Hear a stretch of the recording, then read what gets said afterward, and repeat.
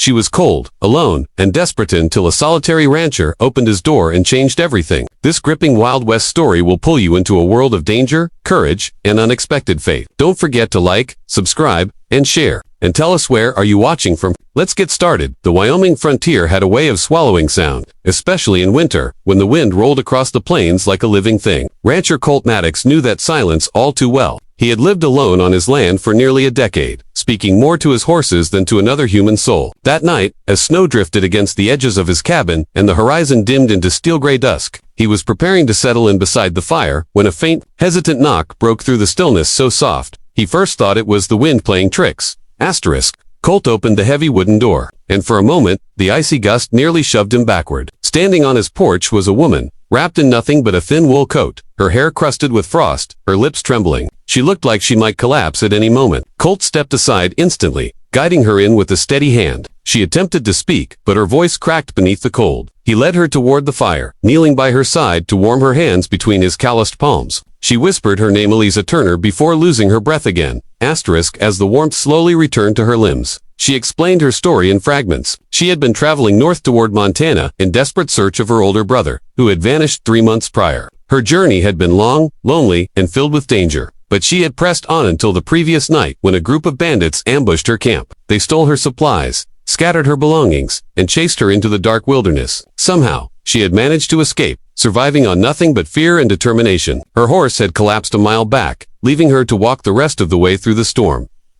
Colt listened quietly, his sharp eyes studying every tremble, every pause, every drop of fear hidden behind her words. He could tell she wasn't telling him everything, not out of deceit, but out of exhaustion and caution. In these territories, trust was a currency more valuable than gold. He offered her a warm bowl of stew and pushed his own heavy wool blankets into her hands. She tried to refuse, insisting he take the bed instead, but Colt shook his head. "You've been through hell," he said softly. "I'll be fine in the chair." His tone was gentle, but firm enough that she didn't argue. As she sank beneath the blankets, her eyes fluttered shut almost immediately, the exhaustion pulling her under like a deep river. Colt remained awake beside the fire, his rifle leaning against the wall, his boots planted firmly on the cabin floor. Each time the wind rattled the window panes, he glanced toward the door, half expecting danger to arrive behind her. But as the night deepened, he found himself watching the sleeping stranger, instead wondering what secrets she carried, and why fate had brought her to his door in the dead of winter. The first light of dawn crept through the frost-covered window, washing the cabin in pale gold. Eliza stirred awake with a start,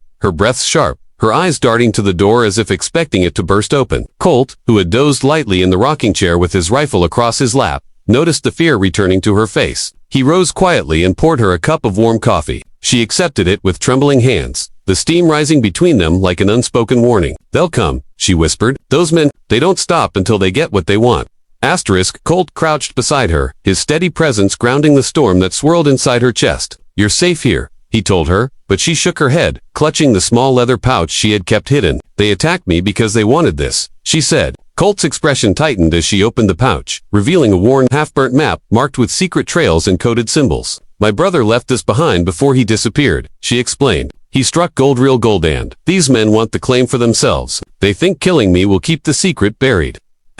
Before Colt could respond, the sound of approaching hoofbeats rumbled across the snowy plains, vibrating through the wooden floor. Eliza's breath hitched, her fingers digging into the blanket. Colt stepped to the window, lifting the curtain just enough to see 3 riders cutting across the white landscape, armed, confident, and riding with purpose. He recognized their type, men who lived outside the law, thriving on violence and fear. "Stay inside," he told her, his voice low and unshakable. He grabbed his hat, holstered his revolver, and stepped onto the porch, the bitter wind stinging his face but sharpening his resolve.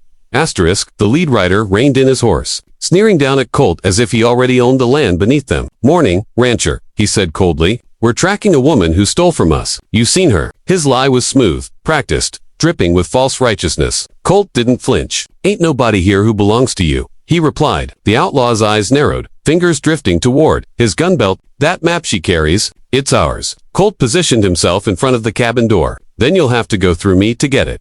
The standoff hung in the air like a tightened noose. When the outlaw reached for his weapon, Colt's hand flashed faster, firing a warning shot that kicked up snow inches from the man's boot. The outlaws hesitated, calculating whether the bounty was worth the bullet they'd surely take. After a tense moment, the leader spat into the snow and signaled his men to retreat. As they rode off, the silence returned, heavy but victorious. Colt stepped back inside, where Eliza waited with tears glistening in her eyes, relief, fear, and something deeper mixing together. She fell into his arms, her body shaking. Colt held her tightly, whispering, "You're safe now. They won't touch you. Not while I'm here." And as the morning sun climbed over the Wyoming horizon, warmth returned to the lonely cabin, soft, unexpected, and filled with the promise of a future neither of them had seen coming.